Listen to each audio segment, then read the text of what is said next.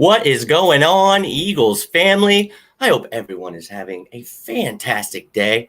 Thank you for tuning in to another edition of On the Road to Victory. I am your host, Jimmy Smith, and with me today is a very special guest, Eagles beat reporter Mike Kaye. Mike, thank you so much for joining us today. It's a pleasure to have you.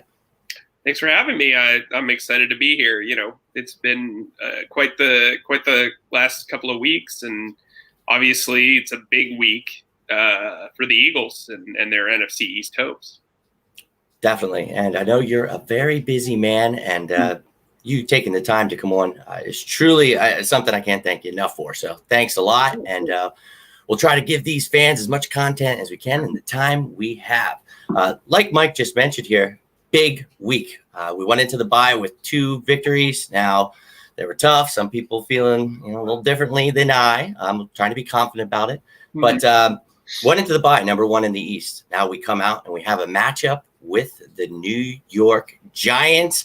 You know, before we get into any injury news or anything about what's going up, how did you feel about that first half of the season? And how do you feel leading up to this second half of the season, Mike? Well, it was very important that the Eagles came away with a 500 record during the first half of the season. They obviously didn't get that. They're a little bit under that 500 record. But the way the division's shaken out, they have wiggle room, right? They're up by a game and a half on Washington. That's going to be probably their closest rival heading into this thing, this second half of the season. Look, they have a tough schedule coming up. I mean, there's no doubt about it. They have to go at least 4-2 within the division and win at least 2 games outside of the division to really kind of lock up that spot. You don't want to go into the playoffs as a paper tiger or a paper champion. That said, winning back-to-back division titles for the first time since 2004 is a big deal. I mean, it is a feather in the cap of the division. This is a division's constantly traded division winners, and nobody's really repeated since the Eagles did it with Andy Reid in 2004. So, this is a team that, while they've faced a ton of adversity, they do seem to fill up that trophy case, at least under this regime. Whether you think an 8-7-1 record is good enough to hang a banner, that's one thing. But I will tell you, if you have a home playoff game, you have a shot, no matter who you are. It doesn't really matter. We've seen that. We saw what the Titans did last year, and that was very helpful for them. So I think when you're looking at where the Eagles are going into these next 2 games, I've said it for weeks, they really needed to win 4 straight between the first Giants matchup, the Cowboys matchup, this Giants matchup, and the Browns. That is ideal. That is the landing mark for them to get over 500. If they can do that, they will be over 500 at the end of the season, in my opinion.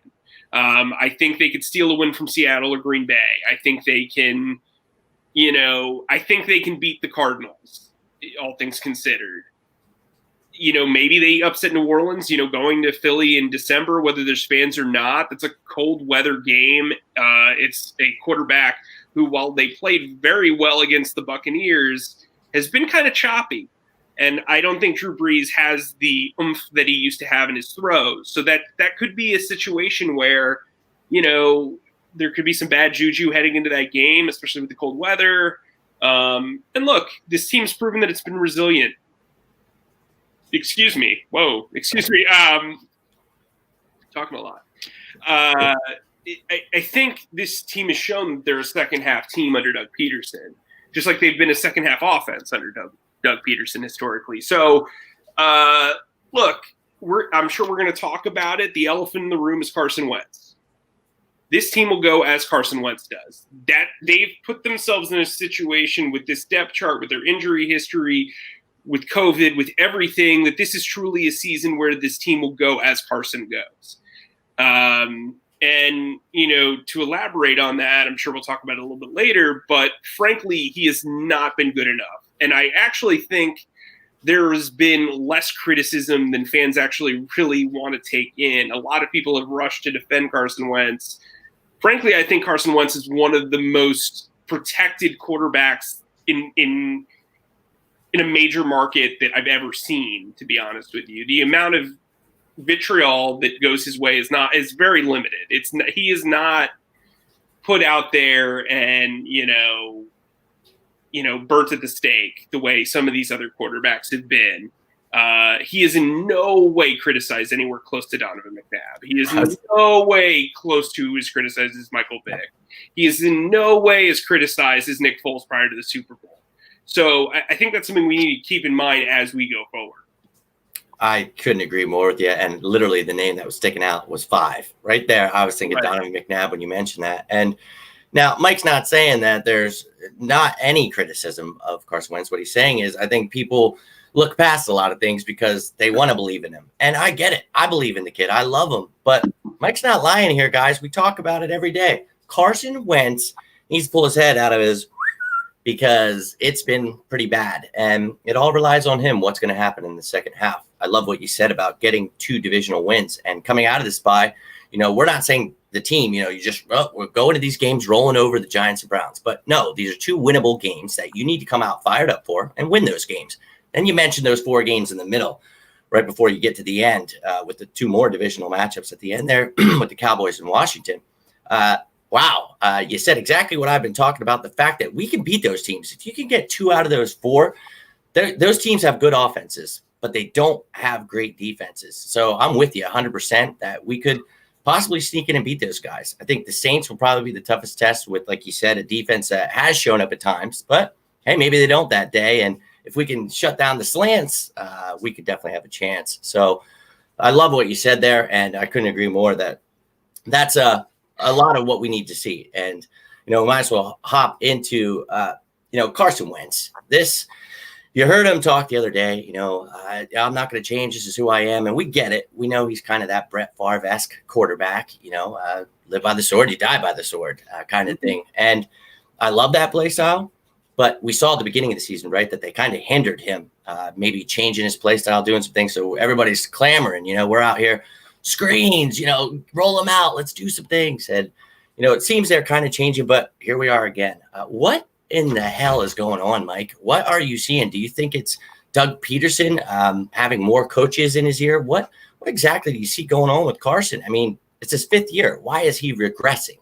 So I think the narrative is kind of skewed as to what you're used to from Carson Wentz. Frankly, what I'm seeing is a Jekyll and Hyde sort of issue, okay? There are times where he's being conservative and trying to be a game manager, and that's turning him into this tepid passer who holds onto the ball for a little too long, who wants to make sure that he can make the safe play, who doesn't seemingly trust his offensive line as much as he normally does, which understandably so.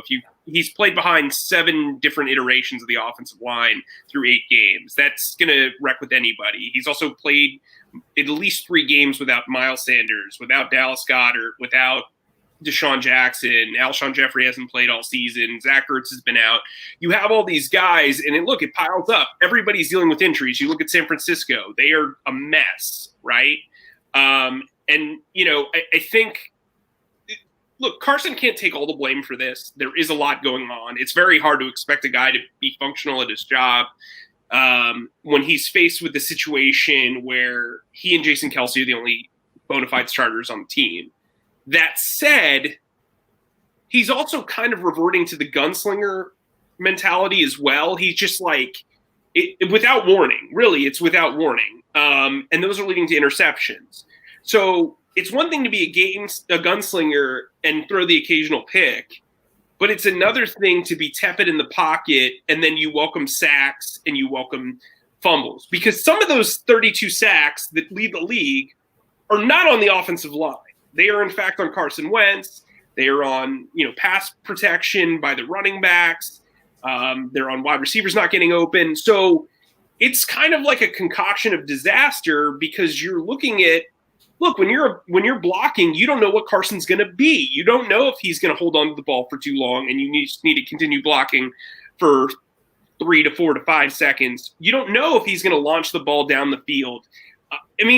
As an offensive lineman, I would be very frustrated because you don't know what, and I'm not saying they are, but I'm just saying, you're kind of set up for disaster by your quarterback because your quarterback doesn't have any rhythm to what he's doing throughout a game. That said, when he's put on the cape, sometimes it really works. You see how special he is. And, I don't want to, I released an article earlier this week about what's wrong with Carson Wentz, and I spoke to a lot of experts. I talked to former Giants quarterback Danny Cannell. I spoke to former Eagles quarterback Ron Jaworski. I spoke to Super Bowl winning head coach Brian Billick. I spoke to Mike Renner from Pro Football Focus. Great article. And the great Mark Schofield from Touchdown Wire, a very good friend of mine. They all kind of, throughout their theories and their scenarios, some of them thought it had to do with injury awareness. Some of them thought it had to do with mechanics. Others thought it had to do with everything around him. But what Danny Cannell said really resonated with me. He said that he's struggling to manage the risk-reward scenario in his brain in the pocket. When a quarterback is looking around the field and trying to decide where he's going to throw it, there's a snap-second decision that he has to make. Hey, if I throw this 30-yard post route to Alshon Jeffrey, and he's got one guy on him, do I trust the fact that if I get the ball up where he can catch it, he's going to have a 75% chance of bringing it down versus the 25 interception chance? If I throw a screen to Boston Scott, if I throw it behind him, are we screwed because Boston can't recover? Like, you have to think about these things. And Carson seems to be overthinking this stuff at times and then underthinking it at other times. So when you have that lack of consistency as a play caller, Doug Peterson's going to struggle with that. Look, Carson's never been extremely accurate on a consistent basis. That's never been him. He's also never been a guy that, despite those 7 interceptions in each of the last 3 years, he's never been a guy that's really protected the ball all that well. He's thrown the ball down the field and gotten lucky a couple of times. He's made some incredible throws, but he's never been that guy who's had this overwhelming fear of throwing interceptions. He's not a guy like Alex Smith or Aaron Rodgers or Russell Wilson who's going to protect the football like that. It's just not how he's geared. And that's fine when you're accurate. When you're not, it's going to come back to bite you. And we have just seen his accuracy regress significantly. Look, he's completing 58.3% of his passes. That's down from a career average of 63.1 or 2. That's a dramatic drop of 5%. And I'll tell you something that's not helping him, and it's very rarely discussed. I mean, outside of the media. They're running the football 36.3% of the time. 36.3% of the time. That is in the bottom 5 of teams when it comes to run-pass ratio. That's bad. That's really, really bad. They've never been a very strict, balanced team. But when you're running the ball under 40%, you're not winning. You're in a category with the Jaguars and the Cowboys and some other awful teams, and that's just not the way to win. And I don't know if that's because Doug trusts the fact that Carson can make spectacular plays, if it's because they're getting behind in games, if they feel like they've had stalled starts or what have you. But even when Miles Sanders is running the ball very well, they've gotten away from it. Boston Scott in this game against the Cowboys, they were running the ball well. They got away from the running game. You look at Miles Sanders getting 70-yard runs, and they move away from it. I've never seen anything like them do what they did against the Bengals. They would have won that game if they kept running the ball with Miles Sanders. Got away from running the ball. Carson Wentz isn't good enough to carry this team right now. That's just not – it's objectively the wrong move. Like I said, Carson, they'll go as Carson goes, but you can manufacture the way Carson goes by game planning around him. If you're going to continue to negate the run, whether Miles Sanders is in there, Boston Scott's in there, Doink the Clown is in there, you have to be able to have a guy who's accurate and can make plays downfield. And Carson Wentz is not consistent enough to do that. I can't agree more with you. Look, as an objective observer, I'm not a fan, but I'm frustrated as somebody who understands football. And I'm sure when Doug goes back every week and he looks at the game plan, he's just like, well, I should have done this. I should have done this. I should have done this. And really, I think we'll talk about it later, but the defense deserves a lot of pats on the back the last 2 weeks. They don't win either one of those games if the defense isn't playing as well as it does. Truth. 9 points given up last week and put in such precarious positions. But you talked about it. You said there's a lack of consistency. And I love the analogy there with the Dr. Jekyll, Mr. Hyde, because That's exactly what it is. And as an offensive lineman, it's got to be hard. After week one, everybody went, oh, you're starting 2 offensive linemen, they're rookies, and Herbig and Driscoll, who did great for their first starts against a Washington football team. But when you looked at it, it was, like you said, the running back protection. It was a whole slew of things. So from the beginning of this season, we have seen it. It's a whole plethora. And love what you said, because my fans here know that I cannot stress enough running the ball. Doug, what are you doing to us? So love that you brought that up. I thought Andy Reid was bad when I was a kid, 4th and inches, and we're throwing Hail Marys. But now we've got Doug Peterson running under 40%. It's been unacceptable, and I don't care, if Miles Sanders has been out. That's why before the season we talked about having a little bit of depth at running back. But, well, the Eagles didn't want to do that, apparently, so here we are. Now, consistency from Carson is key. Now, one of the things he talked about was having continuity on that offensive line. You said it yourself. We have only had 7 out of 8 weeks with different lines. So 2 weeks, you're telling me we had the same line? That's insane. And it's scary right now. We're getting healthy. I'm excited. Sayamalu on the 21-day active winner. So I'd like to hear your thoughts on when you'll see him. But what do you think about this offensive line as a whole? Do you see Sayamalu coming back at left guard, Herbig going to right guard? Who the hell is our left tackle? Do you think it's a good idea to put JP back there? Because it sounds like what Doug wants to do. I don't think it's a good idea, but I think that's what they're going to end up doing. I think the best offensive line iteration right now for the future, for the present and the future, is Jordan Mailata, Isaac Sayamalu, Jason Kelce, Jason Peters at right guard, and then Lane Johnson at right tackle. That just doesn't seem to be what they want to do. That said, you look at putting Jason Peters out there, he's a hit away or a fall away from leaving the game, and so you got Mailata out there. I also think it helps you if Driscoll's there. You've got 2 pretty good backup tackles. You got Driscoll coming off an ankle injury. He's a very viable backup right tackle. You've got Matt Pryor, who can be a very good backup right guard to Nate Herbig. There's no question to me I'm starting Herbig over Pryor. At right guard. You got Luke Jericho, who they really like, who's the backup center. Suo Peta, the backup left guard, and then obviously Jordan Mailata at left tackle. It helps you to have that 10-guy group. And speaking of that, I do think they're going to have to make a roster move, whether it's Brett Toth or Suo Peta, who maybe has to bite the bullet and go back to the practice squad, what have you. I know they have 2 open spots with Epps on COVID and Kroom getting waived and put on the practice squad. But the reality of the situation is they've had to keep 7 wide receivers on the active roster. They've had to keep, 12 offensive linemen on the active roster just because of all these injuries. And frankly, they're really low on numbers at defensive tackle. They're low on numbers at linebacker. They're low on numbers at cornerback. And so they really need to kind of feed the need on defense a little bit, especially with the way the defense is rewarding the offense with their play. Here's the thing. People want to talk about Carson Wentz not having a lot of stuff around him. Well, guess what? Everybody's basically back but Zach Ertz. And, it's not like he and Zach Ertz were lighting the world on fire when they were together. It's no excuses time. You know what I mean? And I just think, the Eagles are going to find out who their franchise quarterback is over the next 8 games. Now, I'm not saying Carson Wentz is going anywhere. I'm just saying they're going to know what – they're going to know what's what going into the offseason. I agree 100%. This is it. No excuses, man. You have receivers. We found a diamond in the rough, and Fulgham takes that X receiver position. Now, speaking of the X receiver and him having weapons, we know we have Reagor. You talked about Ward, all those guys coming back that were mentioned.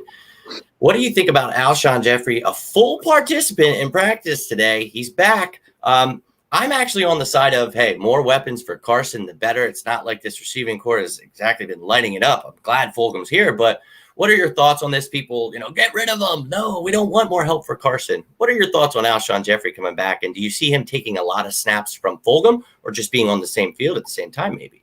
So we're about to make some good radio because I disagree with you. I don't really, outside of the red zone, I'm not using Alshon Jeffrey. I think if Travis Fulgham is your X receiver, you want to see him do as well as humanly possible. You know that Carson Wentz and he have chemistry unlike he's had with Alshon Jeffrey, frankly. And I think you can have a red zone package with Alshon Jeffrey, as I tweeted a couple of minutes ago. Use them on slot screens. It's something that they did relatively well against Dallas and Washington, and I think against the Dolphins as well. Yeah. They used it a couple of times against the Vikings. Look, I'm not saying within the 20s do it, but when you're in the red zone, he is very tough to bring down. He's also got a large catching radius. So if Carson is inaccurate, he can kind of adjust and move. Especially when you're getting him used to the speed of the game, you're getting him used to the physicality of the game again. Listen, he hasn't taken contact since December, so it's going to be a work in progress. And throwing him out there at the X receiver spot is just not the answer, in my opinion. You've got Rager back; he needs to be playing as much as possible at the Z receiver spot. I think Greg Ward, of the three guys, is the most replaceable. He's obviously the guy that should be rotating. Frankly, he is. As good as he's played, I don't think he's at best a league average slot receiver. So, you're looking at a guy who's averaging under 9 yards a catch. He's made some great plays. He's a role player. That's what he is. But you got to feed Fulgham. You got to feed Rager. Those guys should be getting, 50 snaps a game at minimum. And then you rotate guys. You rotate, sometimes Fulgham can go in the slot and then Jeffrey's outside to give you another look. I still think they want to put John Hightower out there at the Z position every now and then with Rager, kind of still getting adjusted to the speed of the game. And I don't think that that's a problem. And then you got J.J. Arcega-Whiteside, who's kind of misplaced there. Quez Watkins isn't doing anything. So, look, you've got these 7 guys and you've got to plan appropriately, but you spent a first-round pick on Jalen Rager and you have found this, I compared him to Tyler Boyd, but I actually think he's got better upside. He's more athletic and he's better at the catch point. But, you've got this kid in Travis Fulgham who is a sensation, and he's legitimate. There is no question about it. I knew he was legitimate against the Steelers. What he was doing against Joe Hayden was ridiculous, frankly. Yeah. He plays like a 5-year vet. Like, the guy's blocking downfield like a champ. He's his route running's terrific. He's got some of the most consistent hands I've ever seen for a young player. And so, you're looking at all this situation. Look, feed Travis Fulgham. He's the dude. He is legit. He's their number 1 wide receiver. You can say what you want about Jalen Rager. Terrific. But he's a Z receiver. That's what he was. That's what he is. They wanted to go for speed. And people are going to bring up Justin Jefferson, who I was a big advocate for. But the combination of Jalen Rager and Travis Fulgham is a much better benefit to you than Justin Jefferson, I think, long term. And so I think, you've got to get out of this concept of, draft value, whatever. You're always gonna, weigh stuff differently. But frankly, Travis Fulgham is a home run and is a grand slam, frankly. And you've got to take advantage of that. I think when you have Miles Sanders come back, you can move him downfield. That'll open things up. I think if they're going to run a lot of 11 personnel, Dallas Goedert's the perfect guy for that. He can block, he can catch. I think he's a bit overrated as a route runner. I think his hands are overrated. But I think he's a guy who's continuing to develop, and he's a big playmaker. So the offense has its, wings back. You've got to just take advantage. You've got to fly. That's basically what it is. I love it. And I couldn't agree more. I think that, Goddard is that perfect for the 11 personnel, but he definitely is still work in progress. I know people are ready to get rid of Ertz and all that, but it's like, let's simmer down here a little bit.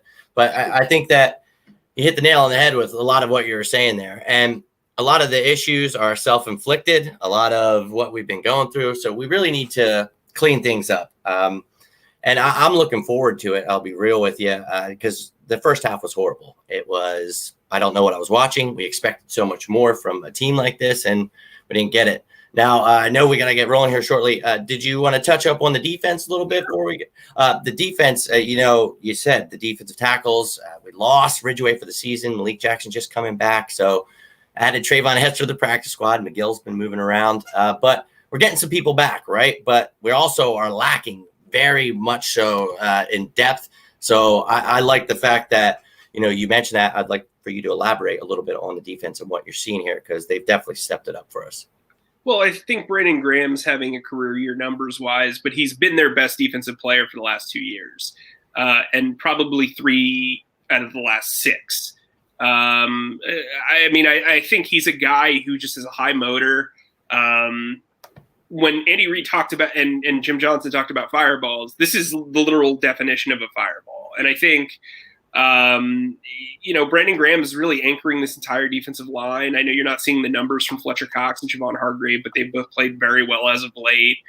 Josh Sweat has kind of gone quiet a little bit, but like I said before the season, I think he's going to rev up in the second half and he'll be a name. Derek Barnett really needs to pick up the pace as far as a number standpoint is concerned. That $10 million is staring him in the face.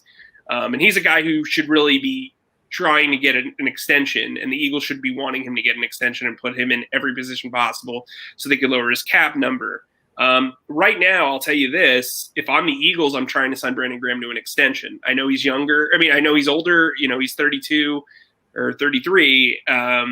But frankly, you got to lower that cap number. And if they lower his cap number significantly to the minimum and sign him to like a 3 or 4 year deal with some dummy years, like you're dropping that contract dramatically. You go from having to potentially cut him to keeping him around maybe for 2 more years because he's really playing at a high level. There's very little drop off if you watch him on tape from this year to 2017 to here.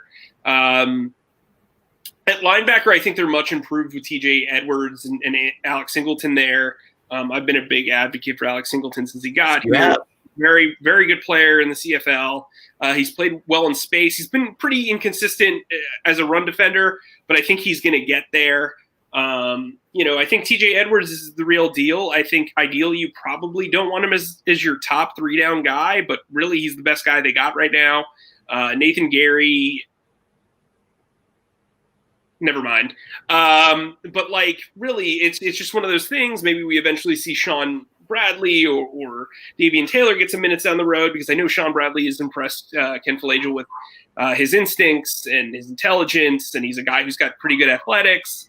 He'll probably be a starter by next year, as you hear my kid screaming. Worry about it. But I got thrown off with my dog barking, knocking on the door, so don't worry about it. It's understandable. And then you look at cornerback. I think Michael Jacquet really was a pleasant surprise in that second half of that game against the Cowboys. Darius Slay's playing very well. Avonte Maddox hasn't been as poor as he was prior to injury. I don't think he's a long-term solution there, but you've got Nicole Roby-Coleman and Cravon LeBlanc in the slot. I don't know if either one of those guys is back next year, but LeBlanc's definitely a better player than Roby-Coleman. The preseason hype was kind of ridiculous. Yeah. The Rams clearly knew what they were doing there. At safety, I think Jalen Mills has played 2 of his best games ever as an Eagle, and during this winning streak.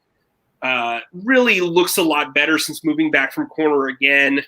And I think Rodney McLeod's having a banner year. He has really played well. He's been everywhere.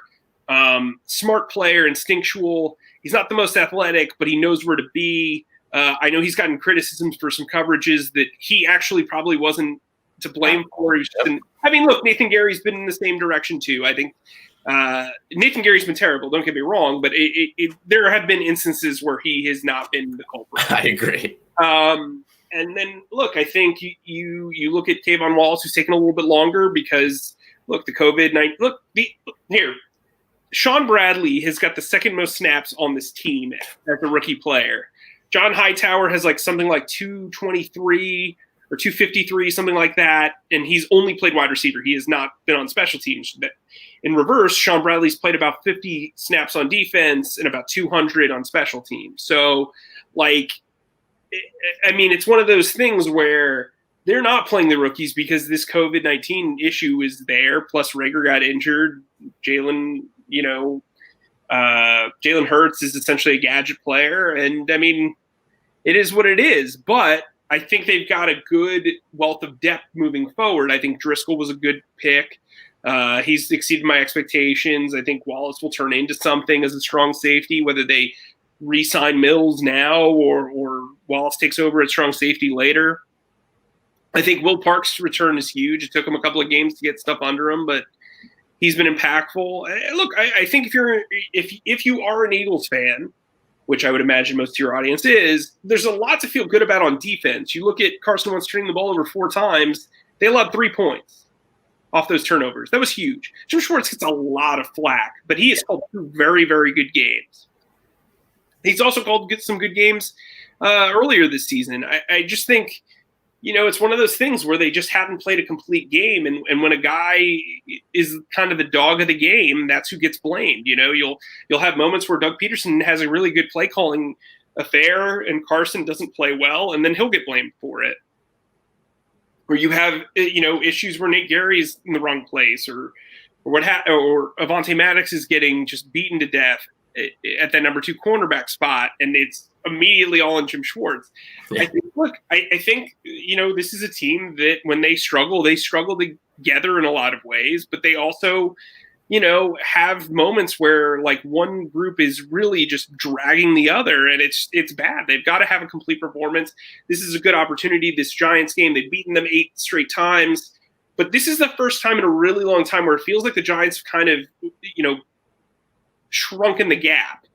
The Giants have played very well the last 4 weeks. You can talk about record. You can talk about them being 2-2. They could easily be 4-0. They played very well against the Buccaneers, who might also be paper tigers, based on what we've seen the last few weeks.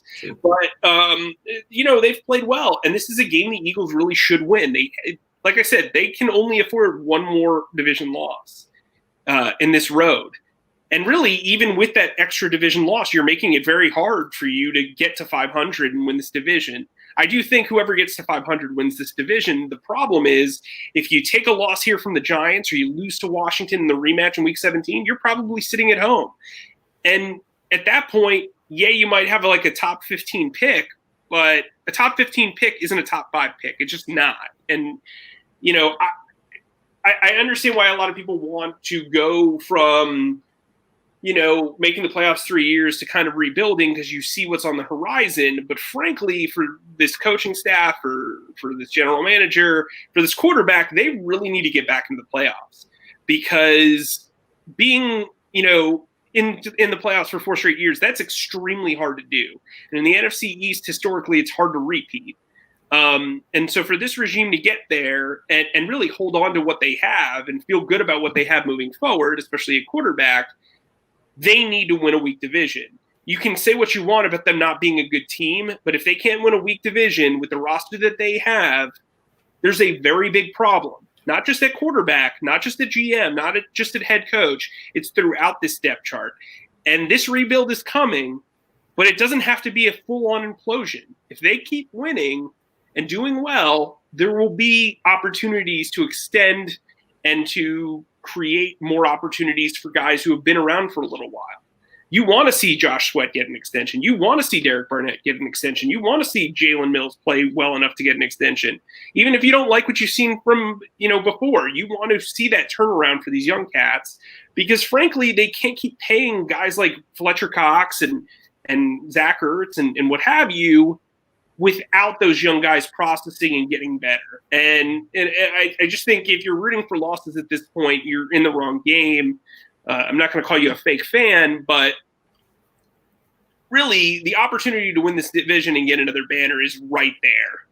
And it's not going to hurt. Let me tell you something. The difference between a top 12 pick or a pick from 12 to 24 is very, very, minimal. Like really, unless you're picking top 8, you don't have really a shot at a blue chip, and you're not going to trade into that because, frankly, the Eagles only have 7 picks. They're going to get 3 more compensatory picks, so that's 10 picks. But they're not going to be, the 4th and 3rd round picks that they got for Nick Foles and Jordan Hicks and Golden Tate. They're going to be the group that, at the bottom, they're going to get like a 6th round pick and 2 7th round picks. So you've got to be able to show something. Listen, there's no such thing as literal tanking in the NFL. It's just not really what some teams just have terrible rosters.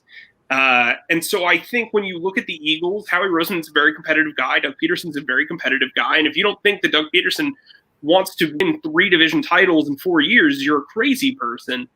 But it's going to come down to working with the guys that you have, because that's frankly what you have to do in the COVID era. And they've actually done a lot of people give Howie Roseman flack, but how many teams could make it through 7 iterations of offensive lines in 8 games? How many teams could overcome how poorly their quarterback is playing and still be at the top of the division, even under 500. It's still pretty incredible. When you look at other teams, if you study the rest of the league, this roster isn't that bad. They actually have a lot of depth. The depth might not be there might not be a high ceiling for that depth, but the depth is better overall as a group than probably at least 60% of the league. And that gives you a fighting chance. And I think if they get in the playoffs and they're hosting a team like Chicago or, I'm trying to think, Chicago or Tampa Bay, they're winning that game. Again, you got to ask yourself, what's a playoff win worth? People criticize the Golden Tate trade, but frankly, they won that game because he made an incredible clutch play in the closing seconds. And then they got a 4th-round compensatory pick for him. So they basically traded a 3rd-round pick to wait a year for a pick 1 round lower and got a playoff win out of it. So, you might not dig that, but I can tell you Jeffrey Lurie was pretty fond of that ride, frankly. So, again, you've got to weigh the cost-benefit analysis. They didn't trade for anybody. I actually think that was a smart move. I agree. They didn't trade anybody away. And I know I'm going on a bit of a tangent, but frankly, that was the right decision. So now they're not playing. Now, look, they're playing with house money. The division sucks. They have the best roster. They have the best quarterback, despite how badly he's played. And they've got the best defense. Well, I mean, overall defense, maybe Washington's a little bit better. Yeah. But they are set up to succeed. This is an offensive league. You're going to be able to push the ball. And frankly, all Carson needs to do is be a little bit more accurate and smarter in the pocket. It's as simple as that. He's given up 16 balls.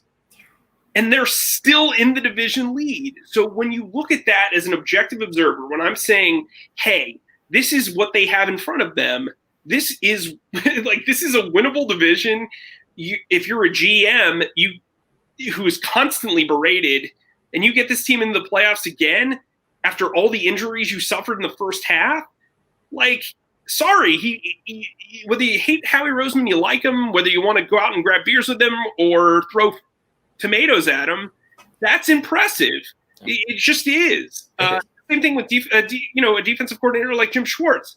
Again, they only won those 2 games because of the defense. Yes, Carson had some pretty great throws on occasion, but they won those 2 games strictly because the defense played very, very well. You can talk about Evan Ingram imploding on the field, but again, they're only in that situation where they've held them to 21 points because they've played well the entire game. So you're talking about one play there.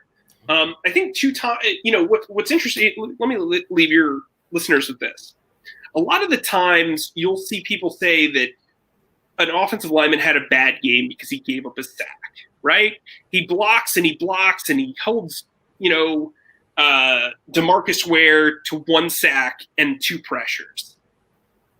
But he suddenly had a terrible game because he's a left or a right tackle who has given up a sack in a close game. Well, what does that say about Carson Wentz when he turns the ball over multiple times? Just when you're criticizing a player, you really have to take into context. As much as there's positive context to kind of take in, there's also negative context. And I would stress to your listeners that this is all gray area. And the reason why it's gray area, the reason why the Eagles are in the division is it's gray area. Carson hasn't been horrific. He's been very bad, but he hasn't been horrific. The defense at times has been extremely good. They haven't been consistently good. So you're looking at all this gray area. There's a lot of blame to be pointed around and do all that stuff. But this division's winnable. They have a very clear path to this division title.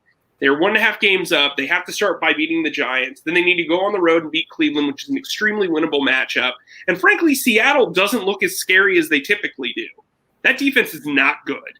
And Russell Wilson's making some pretty bad mistakes over the last month, as well as he's playing. He is playing very well, but he's showing some uncharacteristic turnover tendencies. So, again, if you're an Eagles fan, you should be excited about the second half of the season. Look at it as a blank slate.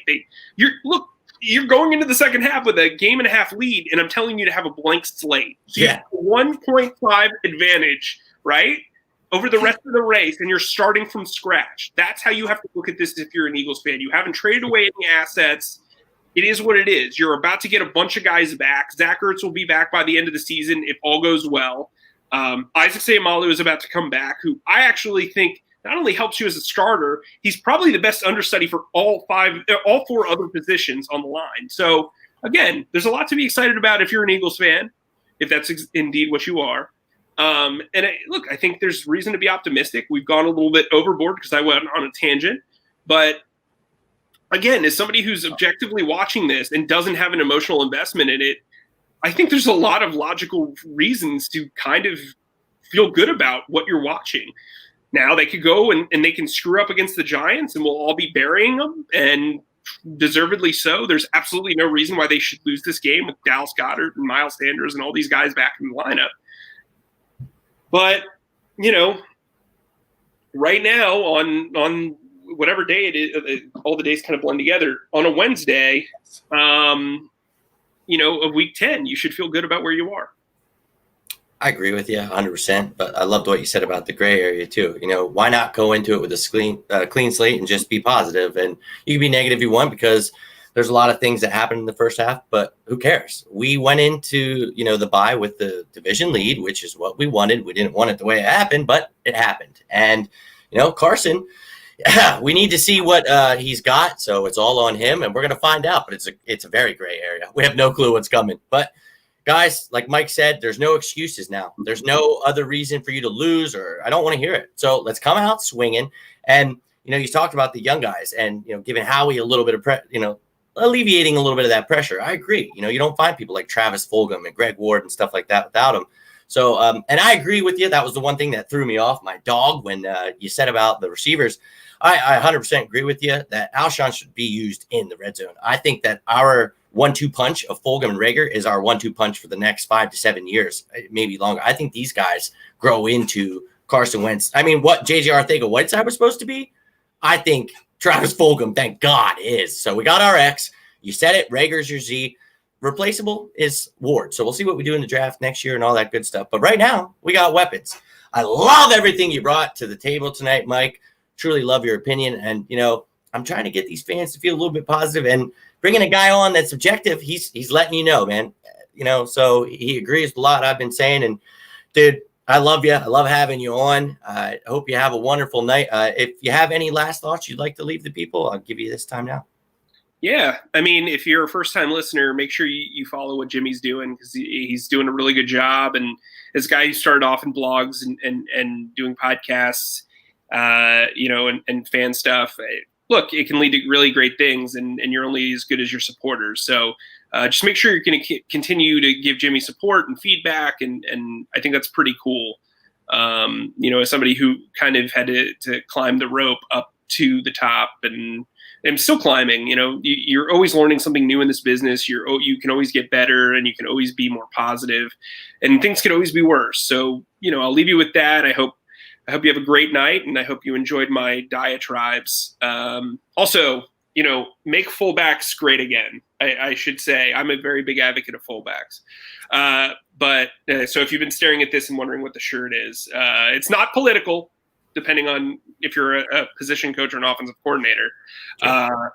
Then I guess it's political. But you can follow me at Mike_E_KAYE. It's literally my name, but 2 underscores and an E in the middle.